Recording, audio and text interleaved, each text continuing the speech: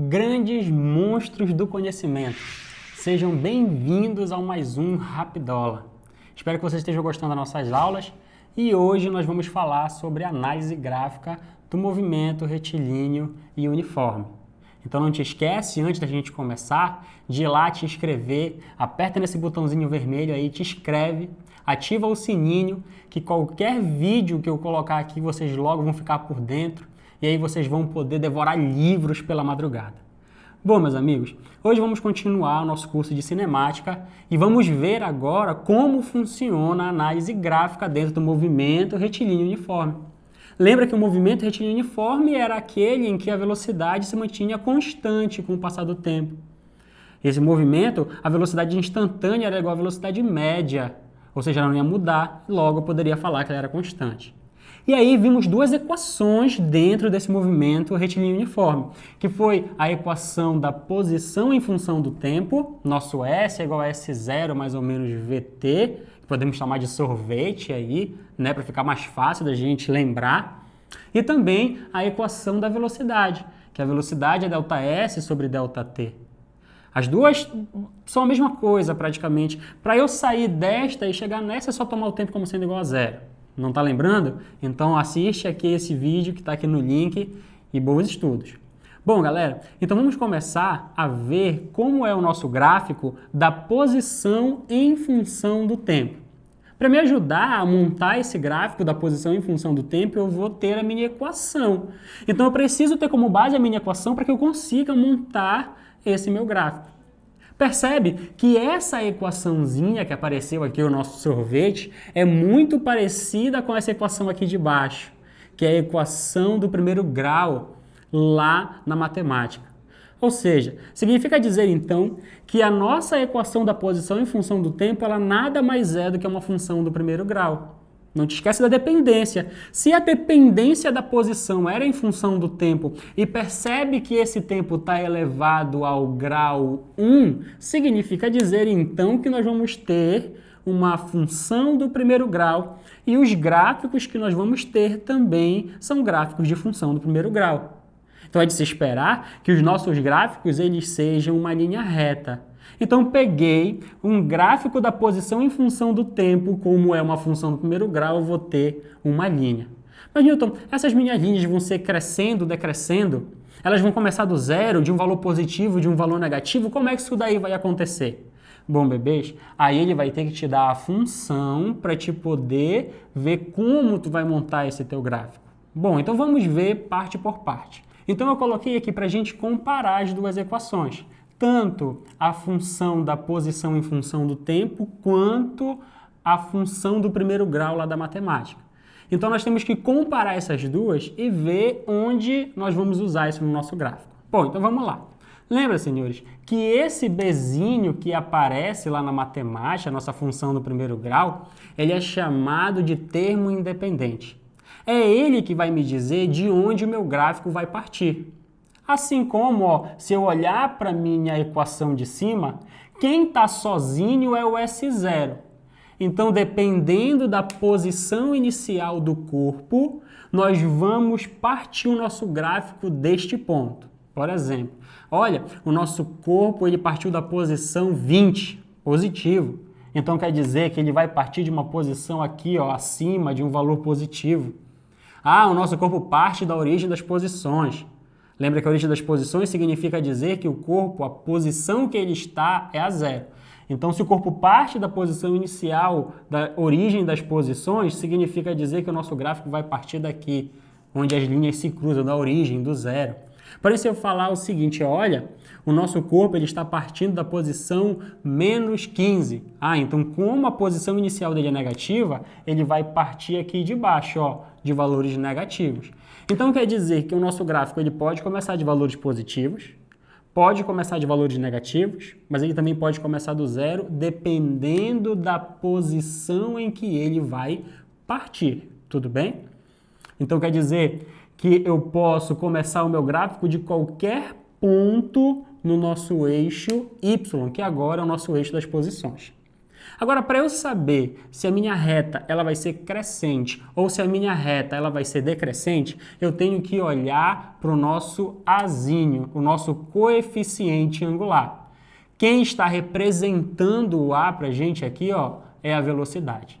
Então, a velocidade que vai me dizer se o meu gráfico ele vai ser crescente ou ele vai ser decrescente. Bom, lembra que o coeficiente angular, ou a nossa velocidade, pode ser positiva ou negativa. Se a nossa velocidade for positiva, significa dizer que o nosso gráfico ele vai ser um gráfico com uma reta crescendo.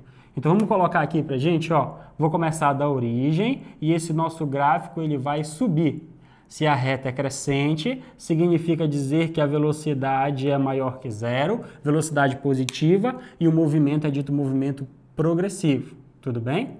Mas agora, se a velocidade ela tiver um valor negativo, bom, se ela tiver um valor negativo, a nossa reta ela não vai ser mais uma reta crescente. A nossa reta agora ela vai ser uma reta decrescente.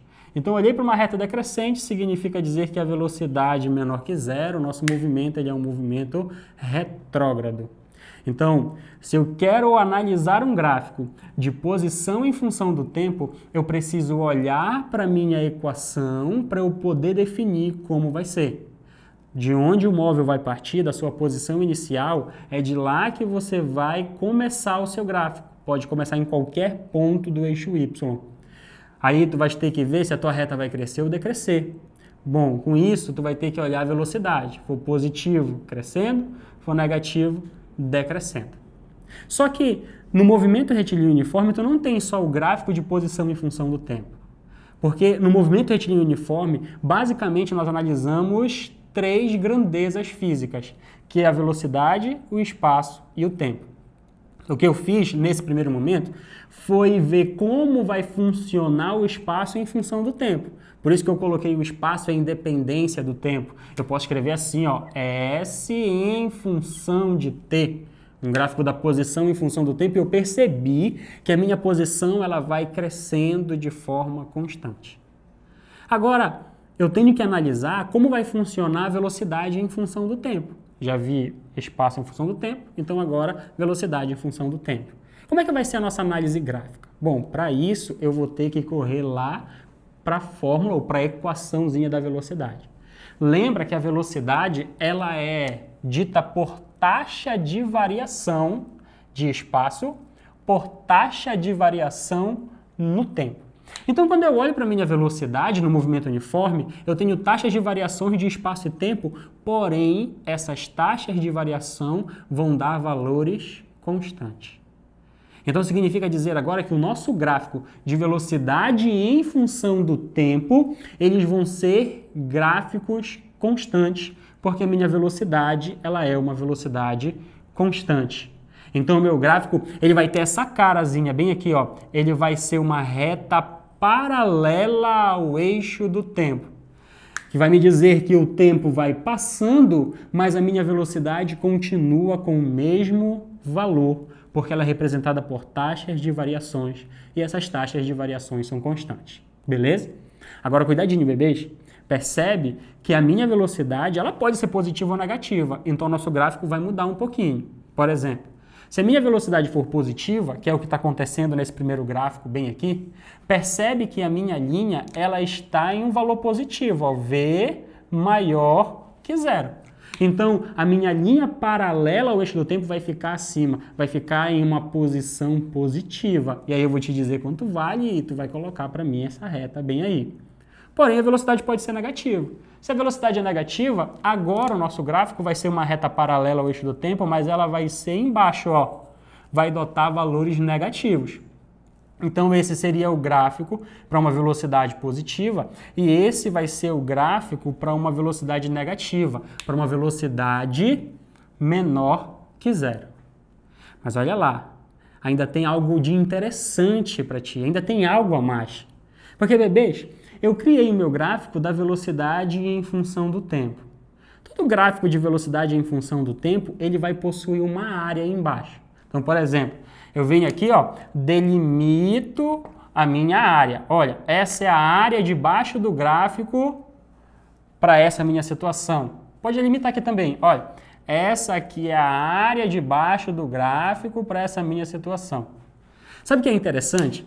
Que se você calcular a área de baixo do gráfico, você vai estar encontrando a variação de espaço do corpo, o deslocamento do corpo. Então vamos dizer assim, ó, que essa área ela vai ser numericamente igual à variação de espaço do corpo, tanto nesse quanto nesse, bem aqui, ó, a área numericamente igual à variação de espaço do meu corpo. Então, em um gráfico de velocidade em função do tempo para um movimento uniforme, a tua linha é paralela ao eixo do tempo. Achou a área debaixo do gráfico, tu estás calculando a variação de espaço. Olha, mas tem mais um detalhezinho. Se a gente olhar para o gráfico de posição em função do tempo, nós também podemos encontrar a velocidade nesse tipo de gráfico. Aí tu, como, Nilton, tá doido? Como é que eu vou achar essa velocidade nesse gráfico aqui e tal? Ó, percebe que esse nosso gráficozinho, essa nossa linha, ela faz um ângulozinho com o eixo do tempo. Vou chamar esse ângulo de alfa. Pronto. Então, achei o meu alfa, que é o ângulo que eu estou fazendo em função do tempo, com a linha do tempo. E aí, sabe o que tu vai fazer? Se você calcular a tangente deste ângulo alfa, você vai estar encontrando numericamente a velocidade.